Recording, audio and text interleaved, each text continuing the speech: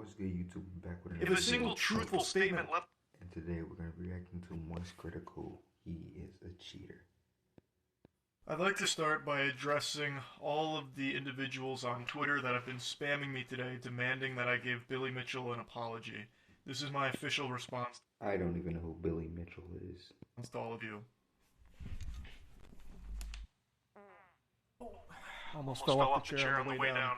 Billy Mitchell does not deserve an apology because Billy Mitchell is not innocent. You are letting him manipulate and lie to you as he has done for his entire career. I don't think he's even able to accidentally tell the truth about anything. If a single truthful statement left the lips of Billy Mitchell, he'd probably be set on fire instantly, smited by the Lord. His whole core being, his soul, is entwined with his lies. And yet somehow, people are letting him get away with it again. For those that don't know, Silly Mitchell here has convinced not only his audience, but also the general Twitter audience that he was somehow victorious in his lawsuit against Twin Galaxies. If you don't know who Billy Mitchell is, he's the self-proclaimed video game player of the century for his high scores, which were fraudulent. He is a cheater. And over the last 5 or 6 years, his legacy has just been as a spittoon for the internet to spit in and laugh at, and just genuinely been the punching bag to everyone's joke, because he is so pathetic. He's become less known for his video game antics and more known for his frivolous lawsuits, which he just tosses out of his ass out the wazoo. He sued Cartoon Network because they made fun of him in an episode. He sued YouTubers because they've used a meme that insinuates he cheated. The guy super sucks. He is a turbo fucking loser. But whiny Billy Mitchell here is never satisfied and always has to keep sticking his hand in the cookie jar. So one of the organizations he recently sued was Twin Galaxies, which was the site that used to host his records until they scrubbed them when they learned that they were cheated. They weren't real. He sued them for defamation, and they recently settled, and Billy put out a statement as well as Twin Galaxies, and Billy led everyone to believe that he may be in the clear. His records have been reinstated, thus he's not a cheater. Everyone was wrong about this guy. Somehow so many outlets are running with this as well, from what I can tell, that his records have been reinstated, which is leading everyone to believe that he's not a cheater. He is. Here's a 4-hour video with irrefutable evidence that Billy Mitchell is, without a shadow of a doubt, a cheater. I have never seen this video a day in my life. I mean, I've never seen this person a day in my life, not the video. Of course I haven't seen the video, but I've never seen this person a day in my life. It's extremely obvious and downright painful how no one even bothered to look into this for even an iota of a second here. Billy Mitchell did not win. He did not prove his innocence in any capacity whatsoever, and his records haven't been reinstated. Billy Mitchell's only W here was by not getting absolutely biblically embarrassed publicly at court and trial. This is the first time one of his lawsuits hasn't just been used as expensive toilet paper. It's the first time one of his lawsuits hasn't just been laughed out of existence. So I guess it's a slight W. It's the best possible scenario Billy Mitchell could have hoped for, because he and his legal team knew they could never prove that he didn't cheat. Because he did, and they know that, and everybody knows that.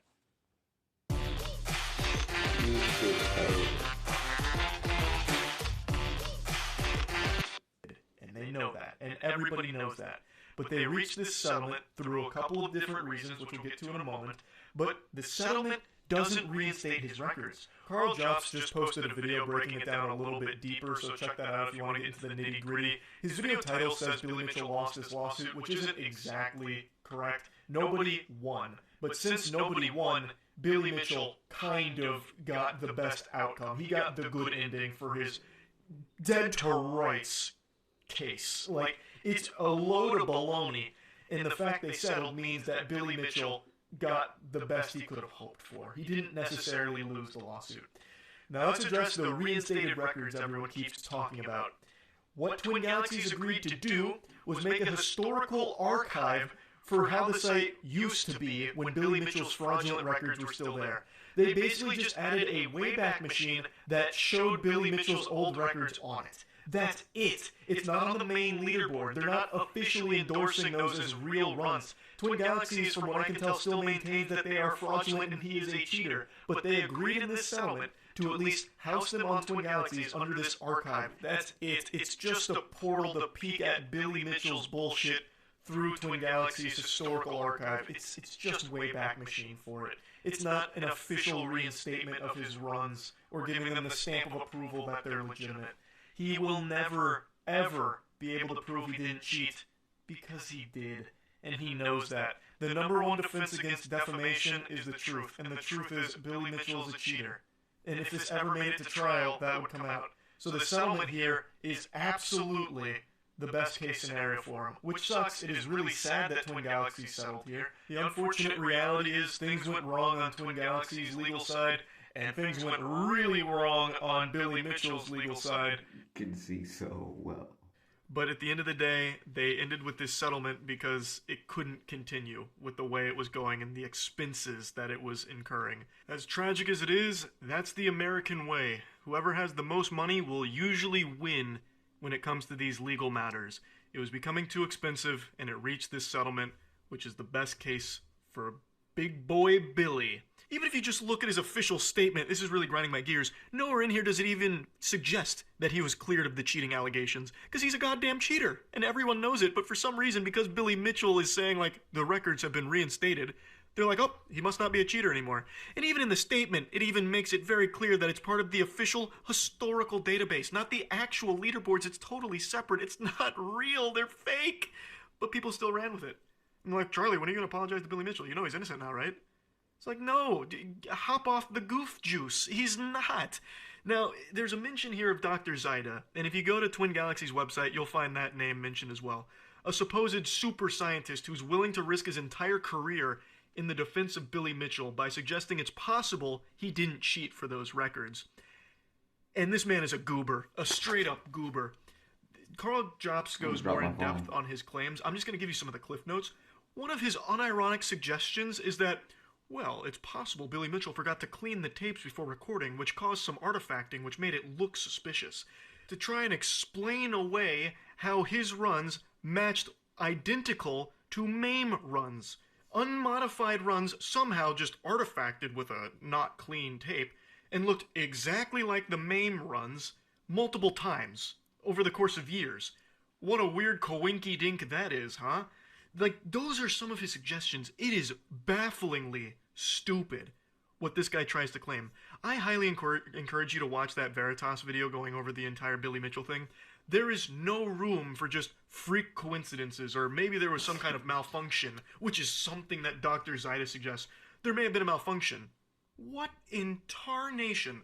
Why, I ought to give you a swirly in the bathroom for that.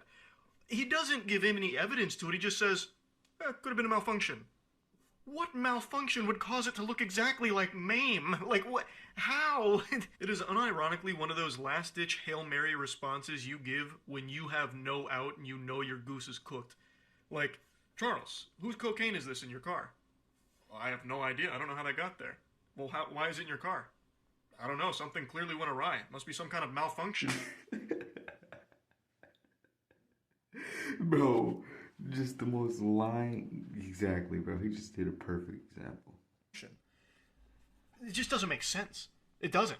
Like, this Dr. Zaida risks his entire reputation to try and defend Billy Mitchell with the worst mumbo-jumbo ever. Nothing substantiated, nothing even sensical.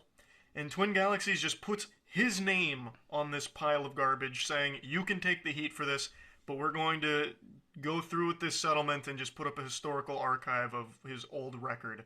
It's not real. They haven't been reinstated. They just provided an old snapshot from 2014 when those records were there. So you can go look at the old record, but it's not on the main leaderboard at all.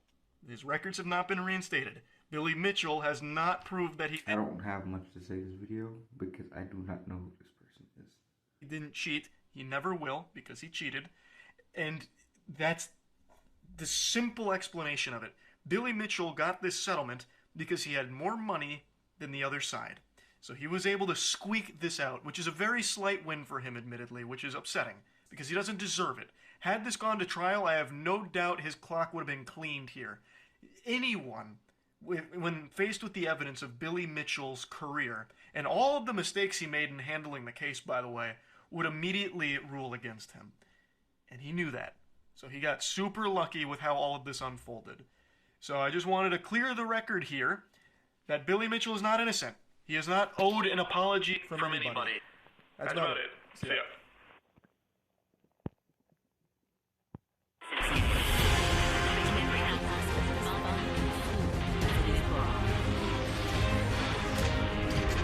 I think the most common questions human beings ask one another are, the way I'm phrasing this already. Oh, this is the worst pain I've ever experienced.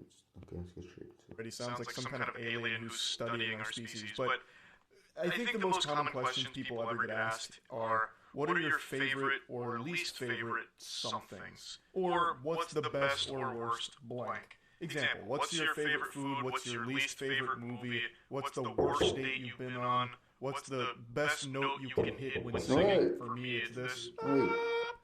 That kind of thing. It's a super common question everybody asks someone new that they're meeting for the first time, but it's a question that I feel 99% of people don't have an answer to, because it's pretty difficult to choose one answer to those questions. It's not something that you really think about. But I am not 99% of people sheep. I am 99% gamer.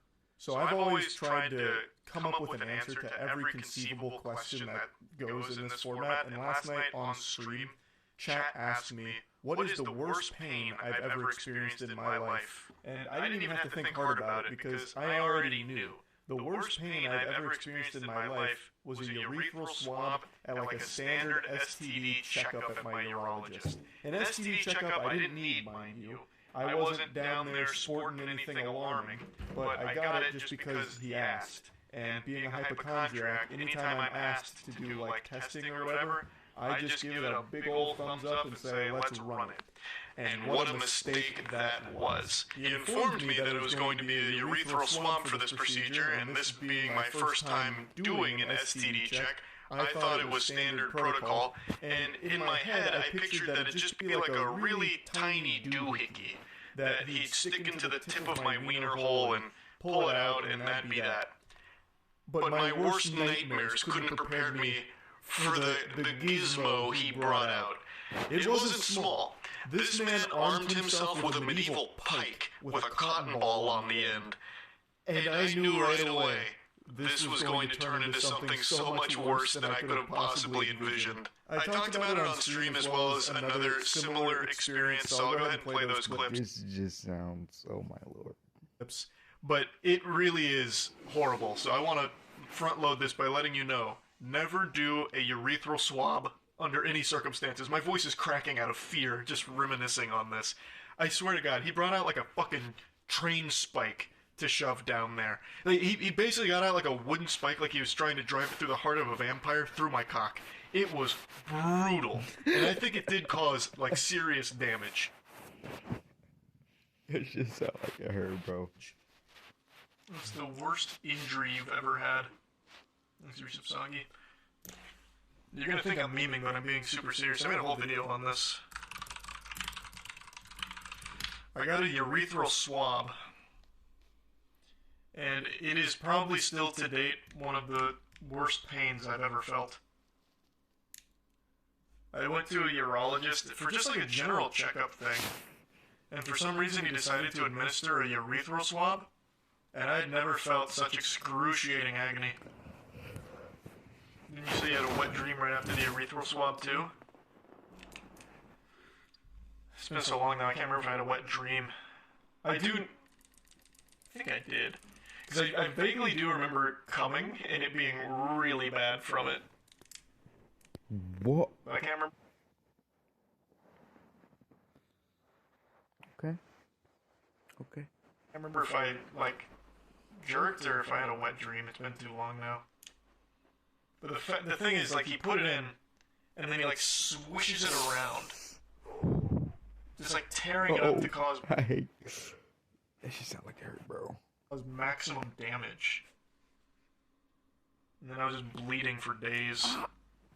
I had to call in a prescription for some kind of, like, penile injury thing.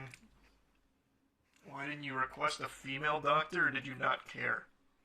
From my urologist? What am I that's the creepiest thing ever. Excuse me. Can you please fetch a woman for this? I'd like to show her my package during this examination. Of course I wouldn't fucking do that. No. Wish you would show it to chat a little bit on the screen. It'd be better. No. I hope you don't do that. Excuse me. And you get a nurse to come swab my penis with her mouth. Yeah, I don't. Have you never been to a urologist? It's not like porn, man. You're there for a purpose. Did you ask your doctor why he was spelunking in your junk? No, I went home in pain. I never went back. After he urethral swabbed me, I went to another urologist the next time I needed to go somewhere for it. Anywhere but there. There's a boss. I even looked it up, and this was 7 years ago, mind you, and even at the time they were like, urethral swabs are obsolete, nobody does these anymore. If anyone suggests it, you can just decline. No one should be suggesting it. Like, it's so outdated. And yet, this guy annihilated me with it. It was so bad. Yeah, probably because it was 7 years ago. I don't remember if I said this in the story I made on 7 years ago. It was so bad that I was afraid of peeing. So what I did is I went to Publix, fucking bloody trousered because my wiener wouldn't stop bleeding, and I bought an entire box of salted pumpkin seeds because it was the highest salt content thing I could find, and I just hammered pumpkin seeds all night so that way I wouldn't pee, because when I did, it was horrible. Oh. Horrible. Bro, you got griefed. No, for sure though. Like, again, even 7 years ago that was obsolete. Sounding is not for me. Yeah, I learned that day that is not my kink. What's wild is, I even made a video on this. What did I call it? I think I called it Urethral Swab 2.0. What's wild is, only like a year and a half after my initial urethral swab, I ended up going to a different urologist, and they recommended me getting a cystoscopy. I think they were looking for like a kidney stone or something. And a cystoscopy is basically shoving like a long wire with a camera at the end through your urethra to get like a better look at your bladder. So, while I still had like the trauma from this still being like moderately fresh, I then went in there to the cystoscopy, not really knowing that's what it was at the time. I could never. I'm sorry. I could never, bro. And then he's got this like giant apparatus with this cord, and I'm like, oh no, it's happening again. And he just right in my wiener, but it had a steering wheel. So he even had the monitor set up so I could like watch it, and I was like, I'm not gonna really tune into this program that much. I'm gonna be honest with you, Doc. But he had like the steering wheel to like control it while I was inside, and he's just driving my cock as he's looking around internally. And that didn't hurt nearly as bad or bleed nearly as bad as just this urethral swab. It wasn't even close. This was still so much fucking worse. Bro, what did he even use? It sounds like you make it sound like he was diving around with a sandpaper wrapped fondue fork. I don't, it wasn't even, like what he used wasn't soft. I can't. Wasn't trying to kill me with it. He was sim racing inside your penis. Yeah, no, man was straight up fucking multi-track drifting in there. It was a really cool device. Let me see if I can find it. Because it actually was like a steering wheel from the core. Yeah, y'all, that's the end of the video. I'll see y'all in the next one. Peace.